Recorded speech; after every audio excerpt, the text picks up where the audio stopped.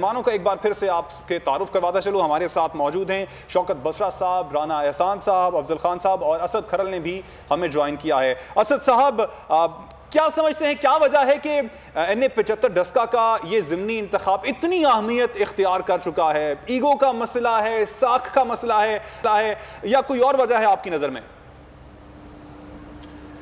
دیکھیں، جب بھی کوئی اس طرح کا ضمنی الیکشن ہوتا ہے اور چونکہ ظاہری بات ہے یہ ایک گراؤنڈ ریالٹی ہے کہ پنجاب کے اندر نون لیگ اور پی ٹی آئی کا مارجن بہت کم فرق ہے.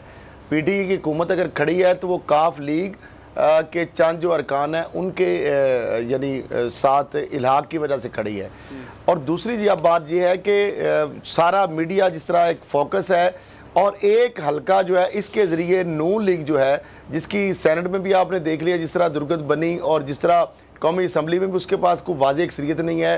پنجاب کے اندر اتنی زیادہ سیٹوں کے ہونے کے باوجود وہ حکومت بنانے کی کسی حوالے سے بھی پوزیشن میں نہیں آ سکتی. اب ان کے پاس ایک موقع ہے کہ اس سیٹ کے ذریعے وہ بیانیہ یہ نیریٹو یہ بتانا چاہ رہے ہیں کہ جناب یہ دیکھیں پاپولیرٹی گراف جو ہے پی ٹی آئی کی حکومت جو مرکز میں یا پنجاب میں ہے اس کا عوامی مقبولیت جو ہے اس میں کمی واقع ہو رہی ہے اور نواز شریف صاحب کا جو بیانیہ ہے اس کو لوگ ٹھپے لگا رہے ہیں. یہ اس کا سارا اسی وجہ سے اس کے اوپر فوکس کیا جا رہا ہے. اب یہ سیٹ اگر گراؤنڈ ریالٹی دیکھی جائے تو پچھلے جو ابھی الیکشن کالعدم قرار ہوئے دوبارہ ہو رہے ہیں اس میں پی ٹی آئی کے جو کینڈیڈیٹ ہیں انہوں نے پہلے سے زیادہ ووٹ لیے ہیں.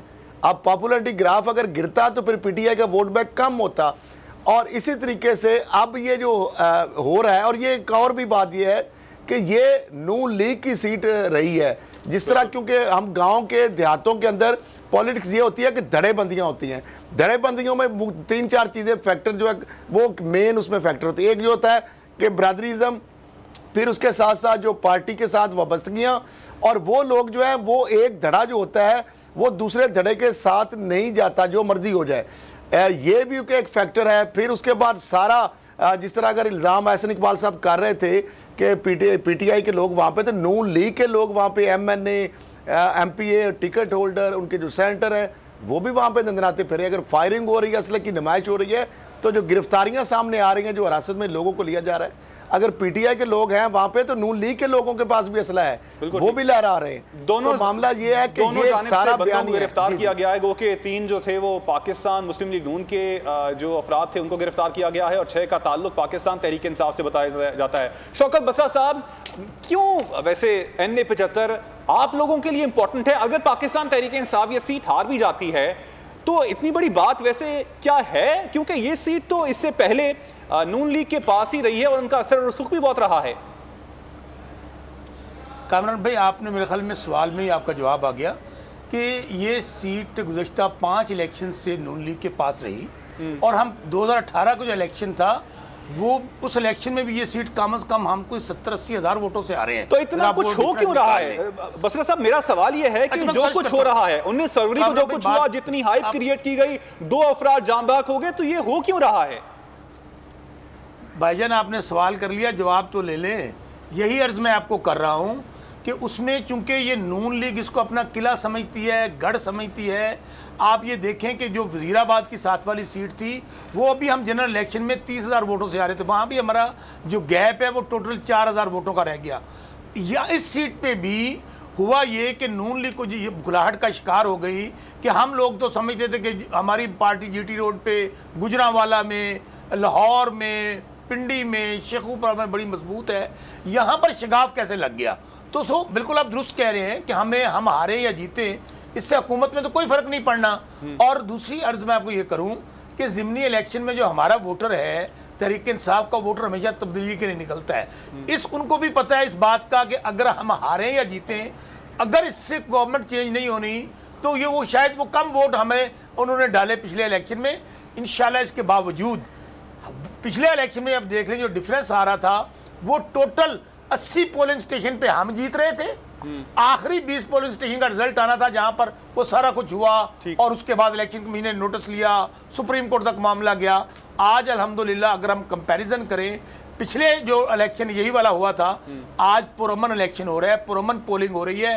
پھر میں کہوں ہم ہارے یا جیتے، تمام پارٹیوں کو یہ روایت اپنانی پڑے گی، اداروں پہ اعتماد کرنا پڑے گا. ہمیں نتیجوں کو تسلیم کرنا پڑے گا. یہ نہیں ہار جائیں تو دھاندلی دھاندلی دھاندلی سلیکٹڈ بسرا صاحب آپ یہ کہنا چاہ رہے ہیں کہ 19 فروری کو آپ جیت رہے تھے. اب میرا سوال یہاں پہ یہ ہے کہ آپ کو ایسا کیوں لگتا ہے کہ 19 فروری کو آپ جیت رہے تھے؟ آپ یہ سمجھتے ہیں کہ پاکستان تحریک انصاف کے جو اب تک جتنی بھی دور حکومت رہا ہے وفاق میں بیٹھے ہوئے، اور خاص طور پہ پنجاب کی اگر بات کی جائے، پنجاب میں جس طرح کی ایڈمنسٹریٹو کوالٹیز کا مظاہرہ کیا گیا ہے، تو اس چیز کو مد نظر رکھتے ہوئے عوام جو ہیں وہ پاکستان تحریک انصاف پہ واری واری جا رہے ہیں، اور وہ چاہ رہے ہیں کہ پاکستان تحریک انصاف جو نون لیگ کی سیٹ ہے وہ بھی پاکستان تحریک انصاف کو دے دی جائے. یہ کہنا چاہ رہے ہیں آپ؟ کامران بھائی میں گزارش کروں، جہاں تک جو سوال آپ اٹھانا چاہتے ہیں جو میں سمجھ پا رہا ہوں، میں نہیں کہہ رہا کہ دودھ اور شہد کی نہریں بہہ رہی ہیں، ہر طرف راوی چین ہی چین لکھ رہا ہے. بہت سارے مسائل ہیں، خاص طور پہ ہمیں مہنگائی کے حوالے سے، بے روزگاری کے حوالے سے، میں گراؤنڈ لیول کا کارکن ہوں، ورکر ہوں، چیلنجز موجود ہے. خود پرائم منسٹر اس بات کو ایڈمٹ کرتے ہیں کہ ہمارے لیے یہ جو بھانوتی کا کنبہ ہے، یہ جو پی ڈی ایم دن رات شور مچا رہی تھی کہ ہم تہس نہس کر دیں گے، مولا جٹ اور نوری نت کے نعرے لگا رہے تھے، یہ دیکھ لیں ٹینٹ ایفیش ہو گئے ہیں. اصل ایشو یہی ہے کہ 70 سال تحریک انصاف کی حکومت پاکستان میں نہیں رہی. اگر 32,000 ارب ڈالر کا قرضہ ملا، مہنگائی ملی، بے روزگاری ملی، ادارے تباہ و برباد ملے، تو یہ وراثت میں ملے. ہم کوشش کر رہے ہیں کہ مہنگائی کو بہتر کریں، وہاں پہ لوگوں کو ریلیف دیں. اسی لیے آج ہم نے رمضان بازاروں میں 65 روپے کلو چینی کا اعلان کیا ہے، اور اوپن مارکیٹ میں وہ 80 روپے ہم ان کو انشور کر رہے ہیں. خواہ وہ کھانے پینے والی چیزیں باقی ہیں، پیٹرول ہے، بجلی ہے. ہمارے لیے اصل چیلنج یہ ہے. تو اگر لوگوں نے ہمیں بہتر پایا ہے تو ہمارا ڈیفرنس جو ہم پچھلا الیکشن یہی والا جنرل الیکشن 2018 میں، کھرل صاحب میرے ساتھ بیٹھے، آپ نکال لیں رزلٹ، ہم 70 سے 80,000 ووٹوں سے آ رہے تھے وہ یہ والی سیٹ ڈسکا والی، اور ابھی فرق کتنا چل رہا ہے؟ 3-4 ہزار کا 3-4 ہزار کا فرق چل رہا ہے، اور انشاءاللہ مجھے یقین ہے اس بار ہم سیٹ جیتیں گے. یہ لیکن شوکت بسرا صاحب، آپ نے جو پیٹرول کی بات کی، مہنگائی کی بات کی، عوام بہت پریشان ہے پیٹرول اور مہنگائی کی وجہ سے. لیکن آپ کی طرف واپس آؤں گی، افضل خان صاحب بھی ہمارے ساتھ موجود ہیں، ان کو شامل گفتگو کریں گے. سابق سیکرٹری الیکشن کمیشن ہے وہ. سر کہیے گا، چودھری سلیم اور فردوس عاشق اعوان کو شو کاز نوٹس جاری کیا گیا ہے ڈسٹرکٹ مانیٹرنگ افسر کی جانب سے. 9 اپریل کو انہوں نے ترقیاتی منصوبے کا اعلان کیا تھا. تو اگر پولنگ سے ایک دن پہلے اس طرح کی کسی چیز کا اعلان کیا جائے تو اس کے اوپر کیا شو کاز ہی بنتا ہے؟ مہوش، یہ بھی آپ شکریہ ادا کریں الیکشن کمیشن کا، اس لیے کہ اگر آپ تھوڑی دیر کے لیے یاد کریں کہ جب وہ جو پرانا NA 120 کا الیکشن تھا، اس میں تو راتوں رات انہوں نے ٹھیکیداروں کو کام شروع کروا دیے تھے.